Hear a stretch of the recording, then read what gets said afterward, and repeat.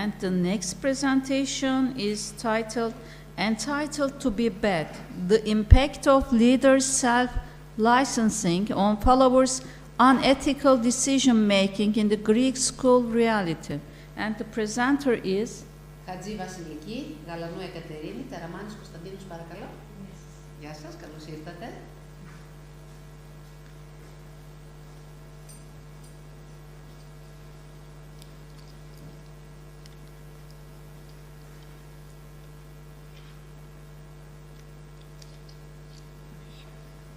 Από εκεί. Από εδώ.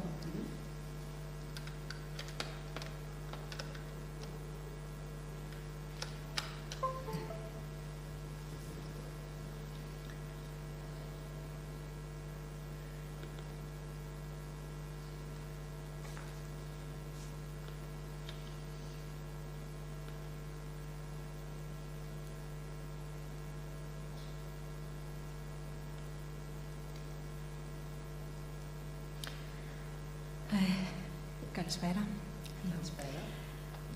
My name is Βασιλική Χατζή and I'm a PhD student at the University of Gαλανού at the Department of Accounting and Finance. Our study here focuses on head teachers' moral self-licensing and psychological entitlement, as well as teachers' unethical behavior. There was a correction here in relation to the program. In the Greek school reality. Just a brief outline here. Now, there are several reasons why someone might decide to act ethically or unethically in a certain setting. Research into unethical behavior supports that both individual and organizational factors sometimes may affect this behavior. Now, what we try to do here is to understand the role that psychological entitlement plays as a mediator between head teachers' self-licensing and the teachers' unethical behavior in their school. And we believe that we also added to the literature about psychological entitlement, which is a notion not very much researched yet, but it is of great interest. Now, moral self-licensing, a desire that someone may have to be moral is a part of his identity, actually. And there have been several researchers who have tried to shed light to this end. First of all, Piaget, with his cognitive developmental model, which was later extended by Kohlberg.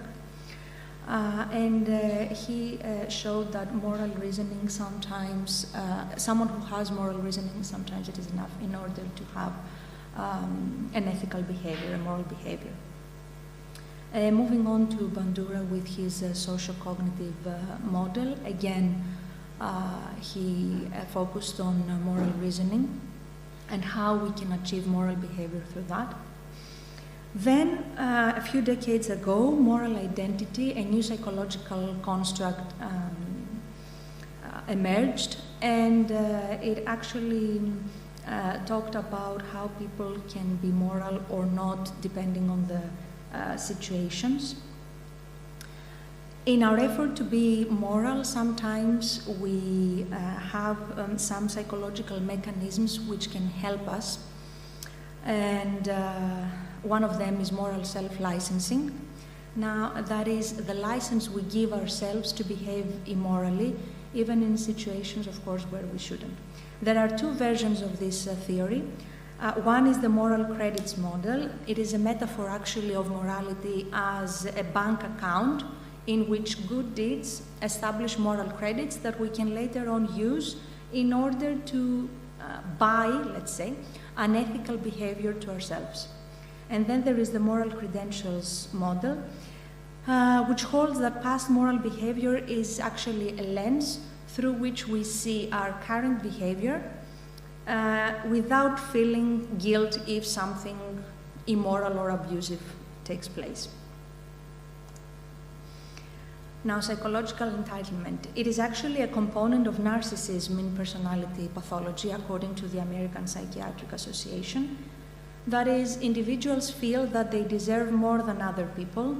They think that they should have special treatment in certain occasions, and they believe that they should have the privilege to act as they think, even if it is unfair for other people. In relation to the workplace, of course, employers and employees in many occasions have this trait, and they believe that they should not follow the same rules with other people. Now, unethical behavior. I think unethicality has been vexing society perhaps since the beginning of time.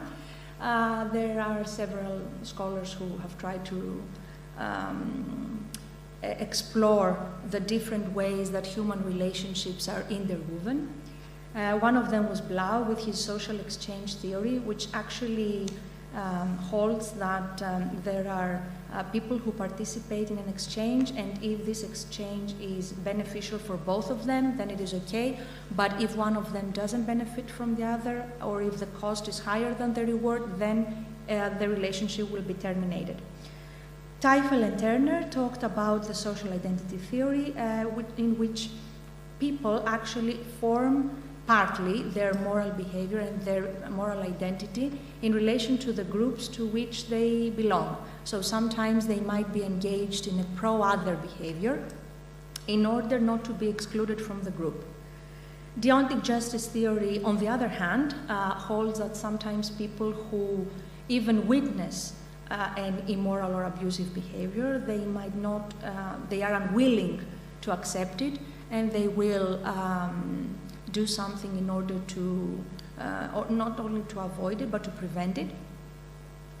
And that goes, sometimes that holds for workplace too.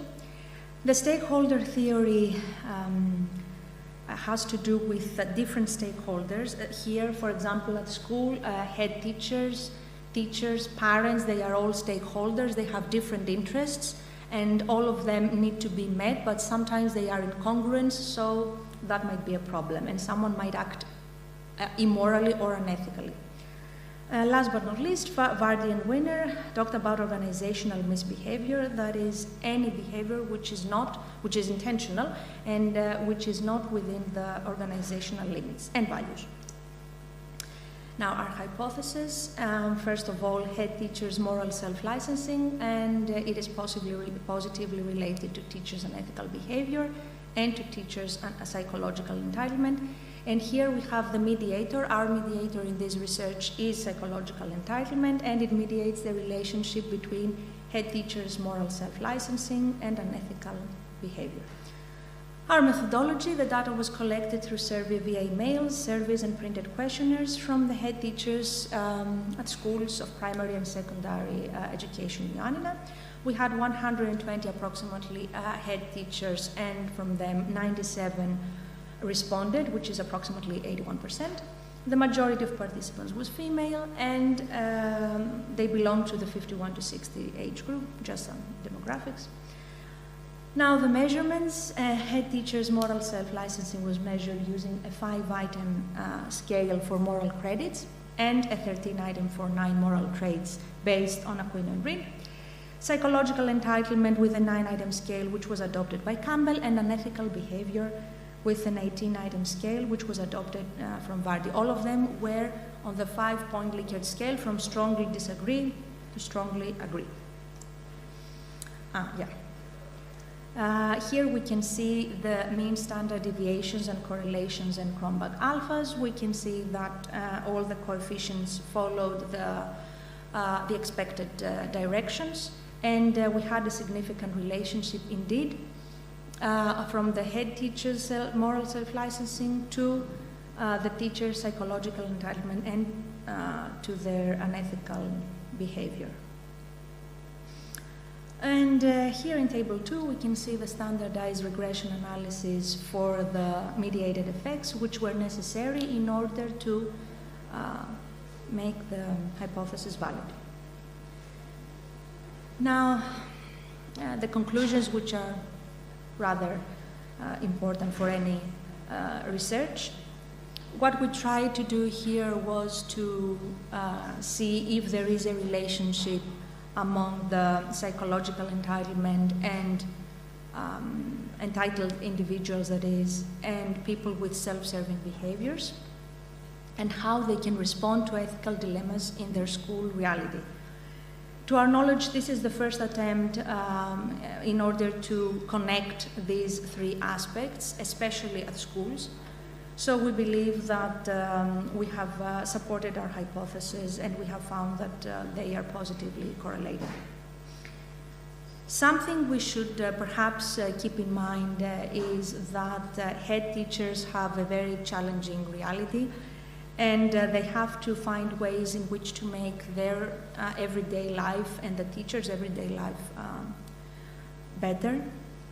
And to this end, they might decide that they have to manage with psychologically entitled teachers, because people that have such mechanisms create instability, and that is sure, in their working environment.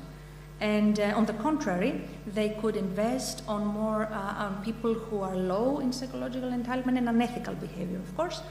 And those people will help them support their very challenging working life. That's all. Thank you very much.